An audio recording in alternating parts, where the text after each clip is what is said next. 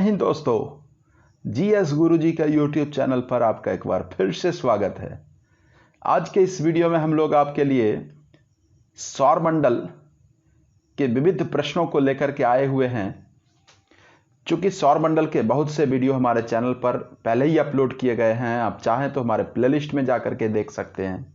और उनके अलावे जो भी प्रश्न काफ़ी इम्पोर्टेंट हैं, जो एग्जामिनेशंस में पूछे गए हैं और आगे पूछे जाने वाले हैं, उन क्वेश्चंस को चुन चुन करके मैं इस वीडियो में आपके लिए लेकर के आया हूं। तो आइए बिना देरी के इस वीडियो को शुरू करते हैं। आप देख पा रहे सौरमंडल इंपॉर्टेंट क्वेश्चंस बाय जीएस गुरुजी, और वीडियो का टाइटल देखिए, यह है सौरमंडल विविध मतलब बौने ग्रह एवं लघु सौरमंडलीय पिंड। जितने भी क्वेश्चंस अवेलेबल हो सकते हैं एग्जामिनेशंस के लिए, मतलब कि पीछे एग्जामिनेशंस में पूछे हुए हैं और आगे आने वाले एग्जामिनेशंस के लिए ये काफ़ी ज़्यादा इंपॉर्टेंट साबित होने वाले हैं, उन सारे क्वेश्चंस को इस वीडियो में मैंने कवर किया है। तो बिना देरी किए शुरू करते हैं। पहला क्वेश्चन है, प्लूटो को ग्रहों की श्रेणी से निकाले जाने का क्या कारण है। मतलब पहले के वीडियो में मैंने बताया कि प्लूटो को 2006 में IAU ने ग्रहों की श्रेणी से बाहर कर दिया। अब बाहर जो किया गया उसका कारण क्या है, उसके लिए यहाँ पर आपको क्वेश्चंस पूछा गया है। तो पहला जो इसका ऑप्शन है, ए में है आकार में चंद्रमा से छोटा होना, बी में है इसकी कक्षा का वृत्ताकार नहीं होना, सी में है परिक्रमा के दौरान वरुण की कक्षा को काटना, और डी में है उपरोक्त सभी। तो इसका जो सही आंसर होगा वो होगा ऑप्शन नंबर डी, उपरोक्त सभी। प्लूटो को ग्रहों की श्रेणी से क्यों बाहर कर दिया गया? क्योंकि यह आकार में चंद्रमा से भी छोटा है, चंद्रमा से भी छोटा है आकार में, पहला कारण यह दिया गया। फिर इसका कक्षा जो है वो वृत्ताकार नहीं है, ये जो सूर्य का परिक्रमा करता था वो वृत्ताकार कक्षा में नहीं करता था, और इसका कक्षा वृत्ताकार नहीं होने की वजह से ये परिक्रमा की दौरान जो है, परिक्रमा के दौरान जब यह सूर्य के चक्कर लगाता था तो उस टाइम पे यह नेपच्यून यानी कि वरुण उसके कक्षा को कट करता था, उसके कक्षा में भी घुस जाता था, जिस कारण से ये इसे जो है ग्रहों की श्रेणी से बाहर कर दिया गया। तो क्या कारण है? तो उसका सही आंसर हो जाएगा उपरोक्त सभी, मतलब जितने भी कारण दिए हुए हैं ये सभी इसके कारण हैं। क्लियर हो गया? अब चलते हैं नेक्स्ट क्वेश्चन की ओर। दूसरा क्वेश्चन देखिए, किस बौने ग्रह को संख्या 1 के नाम से जाना जाता है? संख्या 1। 4 ऑप्शंस हैं। ए में है प्लूटो, बी है चेरोन, सी है सेरस और डी है इरिस। तो इसका जो सही आंसर होगा वो होगा ऑप्शन नंबर सी। संख्या 1 के नाम से किसे जाना जाता है? सेरस को। सेरस एक बौना ग्रह है। ये चारों इसमें जो आप ऑप्शंस में देख सकते हैं ये चारों बौने ग्रह हैं, लेकिन सेरस को क्या कहा जाता है? इसको संख्या 1 के नाम से जाना जाता है। सबसे छोटा बौना ग्रह अगर कोई है तो वो कौन है? सेरस। इसलिए इसे किस नाम से जाना जाता है? संख्या 1 के नाम से। अगर बात करें आप प्लूटो की, तो इसके बारे में मैंने पहले भी बताया है कि प्लूटो को 134340 इस नाम से जाना जाता है। 134340 के नाम से किसे जाना जाता है? प्लूटो को। और इरिस को किस नाम से जाना जाता है? इरिस को जाना जाता है 2003 UB313 इस नाम से। ये किसका नाम है? ये इरिस का नाम है। और सेरस का नाम क्या है? सेरस का नाम है संख्या 1। क्लियर हो गया ये? अब चलते हैं नेक्स्ट क्वेश्चन की ओर। तीसरा प्रश्न है, बृहस्पति ग्रह का व्यास कितना है? जैसा कि सबको पता है कि बृहस्पति सौरमंडल का सबसे बड़ा ग्रह है, तो इसलिए उसका व्यास सबसे अधिक होगा। तो आप ऑप्शंस को देख करके इस हिसाब से भी आप कैलकुलेट कर सकते हैं कि ऑप्शंस में जो सबसे ज़्यादा होगा वही बृहस्पति का व्यास होगा। तो आप देखिए ऑप्शंस में, ए में है 1,42,984 किलोमीटर, बी में है 1,20,536 किलोमीटर, सी में है 51,118 किलोमीटर और डी में है 49,100 किलोमीटर।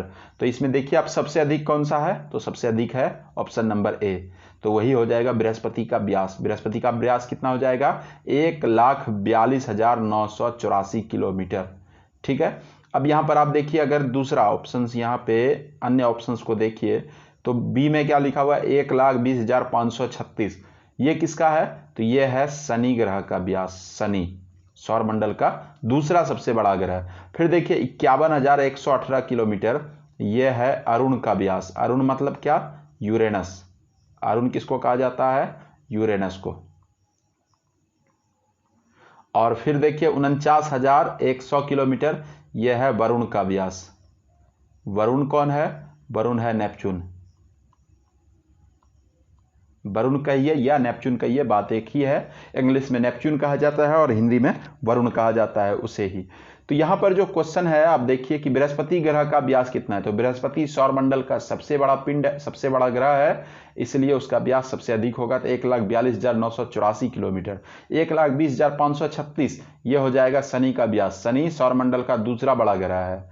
51,118 किलोमीटर ये हो जाएगा यूरेनस का। यूरेनस यानी अरुण, ये सौरमंडल का तीसरा बड़ा ग्रह है। और 49,100 किलोमीटर ये हो जाएगा नेपच्यून यानी कि वरुण का व्यास, और ये सौरमंडल का चौथा बड़ा ग्रह है। जबकि पांचवा बड़ा ग्रह कौन है? वो है हमारी पृथ्वी, और पृथ्वी का व्यास कितना है?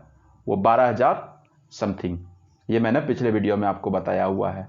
पृथ्वी का व्यास कितना है? तो पृथ्वी का व्यास आपको पिछले वीडियो में हालांकि मैंने बताया हुआ है, और ऐसे अगर आपको जानना है तो पृथ्वी का व्यास मैं आपको बता दे रहा हूं,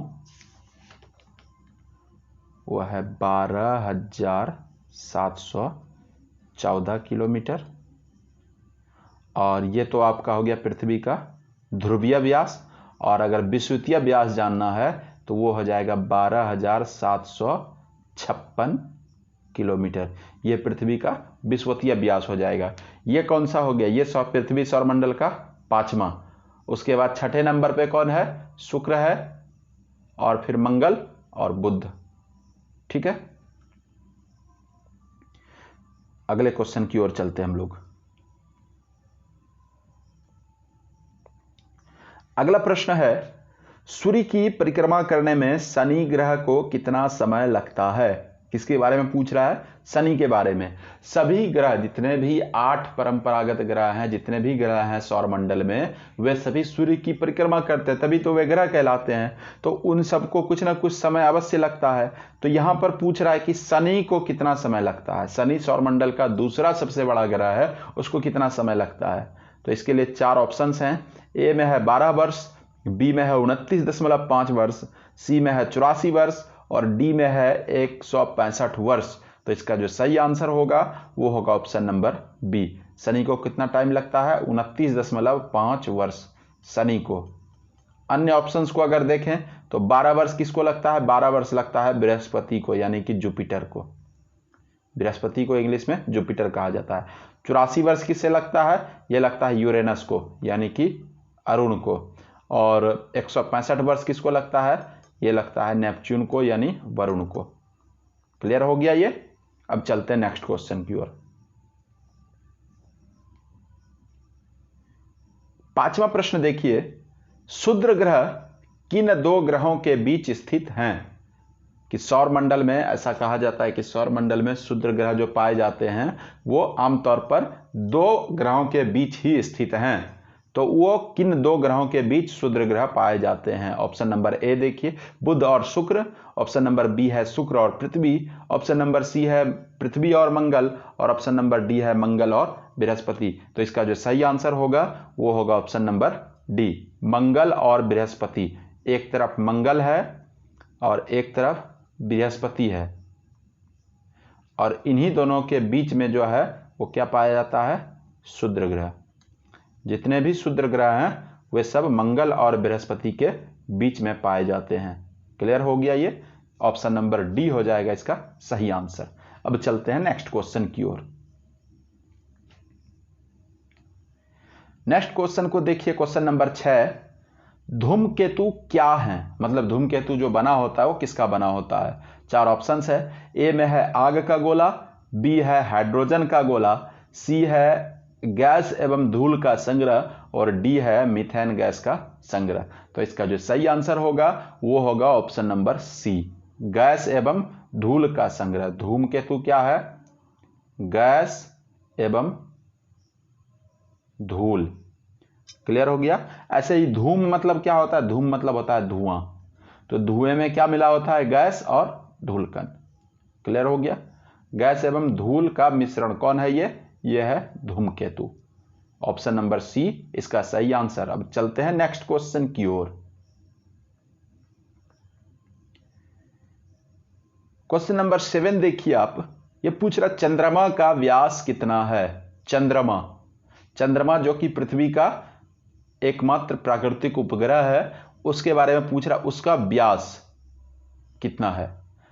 ऑप्शन नंबर ए है 3480 मतलब 3480 किलोमीटर। ऑप्शन नंबर बी है 2376 किलोमीटर। ऑप्शन नंबर सी है 5268 किलोमीटर और ऑप्शन नंबर डी है 12.6 किलोमीटर। तो इसका जो सही आंसर होगा वो होगा ऑप्शन नंबर ए 3480 किलोमीटर। चंद्रमा का व्यास कितना है 3480 किलोमीटर, यह चंद्रमा का व्यास है। अब अगर पूछा जाए कि चंद्रमा पृथ्वी से कितनी दूरी पर है, तो वो लगभग कितना है 3,84,000, 3,03.84 लाख, लगभग 3,84,000 किलोमीटर ये हो जाएगा चंद्रमा और पृथ्वी के बीच का दूरी। ये क्लियर हो गया। लेकिन यहां पर जो क्वेश्चन पूछ रहा है आपको वह है कि चंद्रमा का व्यास कितना है, तो यह हो जाएगा 3,480 किलोमीटर। 3,480 ये किसका व्यास है, यह है चंद्रमा का व्यास। अन्य ऑप्शंस को देखिए, एक है फिर यहां पर देखिए 2376 किलोमीटर, यह किसका व्यास है, तो 2376 किलोमीटर यह व्यास है प्लूटो का। किसका, प्लूटो का व्यास है 2376 किलोमीटर, यह प्लूटो का व्यास है। अब फिर देखिए ऑप्शन नंबर सी में क्या दिया हुआ है, यहां पर दिया हुआ है 5268 किलोमीटर, तो यह गैनीमीड का व्यास है। गैनीमीड जो कि सौरमंडल का सबसे बड़ा उपग्रह है, गैनीमीड सौरमंडल का सबसे बड़ा उपग्रह है। किसका उपग्रह है, यह बृहस्पति का सबसे बड़ा उपग्रह। यह किस ग्रह का उपग्रह है, बृहस्पति का। और इसका रंग कैसा है, पीला रंग है। और इसका व्यास कितना है, इसका व्यास है 5268 किलोमीटर। और फिर यहां पर एक और दिया हुआ है, चौथा विकल्प देखिए 12.6 किलोमीटर, यह किसका व्यास है, यह है डीमोस का व्यास। डीमोस यानी कि मंगल का उपग्रह, यह सबसे छोटा, सौरमंडल का सबसे छोटा उपग्रह है, इसलिए इसका व्यास सबसे कम है। आप देख पा रहे हैं गैनीमीड 5268 किलोमीटर और 12.6 किलोमीटर मात्र, यह किसका, डीमोस का। डीमोस किसका, मंगल का, जो कि सौरमंडल का सबसे छोटा उपग्रह है। तो यहां पर जो आपको क्वेश्चन पूछा गया है वह है कि चंद्रमा का व्यास कितना है, तो इसका सही आंसर हो जाएगा ऑप्शन नंबर ए 3,480 किलोमीटर। अब चलते हैं नेक्स्ट क्वेश्चन की ओर। नेक्स्ट क्वेश्चन है, निम्नलिखित में से कौन सौरमंडल का अंग नहीं है। कौन सौरमंडल का अंग नहीं है। आप ध्यान से देखिए चारों ऑप्शंस को, धूमकेतु, ग्रह, उपग्रह और निहारिका। तो आप देखिए कि धूमकेतु, अभी पिछले क्वेश्चन में मैंने बताया है, पीछे के 2-3 क्वेश्चन पहले मैंने बताया कि धूमकेतु ये धूल एवं गैसों का मिश्रण है और यह कहां पाया जाता है, यह पाया जाता है सौरमंडल में। ग्रह भी सौरमंडल के ही अंग हैं, उपग्रह भी हैं, और फिर जो बच जाता है एक निहारिका। ये ऑप्शन नंबर डी, निहारिका सौरमंडल का अंग नहीं है, तो इसका ऑप्शन नंबर डी हो जाएगा सही आंसर। नवा प्रश्न देखिए, सूर्य की सतह पर हाइड्रोजन के बाद सर्वाधिक मात्रा में उपलब्ध गैस है। सबसे ज्यादा हाइड्रोजन है, यह क्लियर है। उसके बाद नंबर 2 पर कौन है, सब हाइड्रोजन के बाद सबसे ज्यादा मात्रा में। ऑप्शन नंबर ए है ऑक्सीजन, ऑप्शन नंबर बी है हीलियम, ऑप्शन नंबर सी है कार्बन डाइऑक्साइड और ऑप्शन नंबर डी है नाइट्रोजन। तो इसका जो सही आंसर होगा वो होगा ऑप्शन नंबर बी, हीलियम। सबसे ज्यादा कौन है, हाइड्रोजन है। हाइड्रोजन कितना है 71% अप्रॉक्स, कितना 71%। और बात करें अगर हीलियम की तो ये अप्रॉक्स है 26.5%, 26.5% लगभग हीलियम है। और अन्य जितने भी गैस हैं जिसमें आपके ऑक्सीजन है, कार्बन है, ये सब 2.5%। सबसे ज्यादा हाइड्रोजन 71%, उसके बाद 26.5% हीलियम, बाकी बचे 2.5% में सारे के सारे जितने भी गैस और उपलब्ध हैं सूर्य की सतह पर। तो यहां पर जो प्रश्न है कि सूर्य की सतह पर हाइड्रोजन के बाद सर्वाधिक मात्रा में उपलब्ध गैस, तो वो हो जाएगा ऑप्शन नंबर बी, हीलियम। 10वां और अंतिम प्रश्न इस वीडियो का, चंद्रमा के प्रकाश को पृथ्वी तक आने में कितना समय लगता है? पीछे के वीडियो में मैंने बताया था सूर्य के प्रकाश को आने में। अभी यहां पर जो क्वेश्चन है यह चंद्रमा के प्रकाश को पृथ्वी तक आने में कितना समय लगता है। ऑप्शन नंबर ए है 1 सेकेंड, ऑप्शन नंबर बी है 1.3 सेकेंड, ऑप्शन नंबर सी है 1.5 सेकेंड और ऑप्शन नंबर डी है 2 सेकेंड। तो इसका जो सही आंसर होगा वो होगा ऑप्शन नंबर बी, 1.3 सेकेंड। चंद्रमा के प्रकाश को पृथ्वी तक आने में कितना समय लगता है? तो 1.3 सेकेंड, ये हो जाएगा इसका सही आंसर। इस वीडियो के प्रश्न समाप्त हुए। अब अगर आपको इस वीडियो का पीडीएफ चाहिए तो आप हमारे डिस्क्रिप्शन में दिए हुए लिंक पे जाएं और वहां से उस लिंक से आपको इस वीडियो का और इससे पहले अपलोड किए गए हर एक वीडियो का आंसर सहित पीडीएफ मिल जाएगा। और अगर आपको यह वीडियो अच्छा लगा तो आप हमारे चैनल को जरूर सब्सक्राइब करें और बेल आइकन को दबाना ना भूलें। धन्यवाद।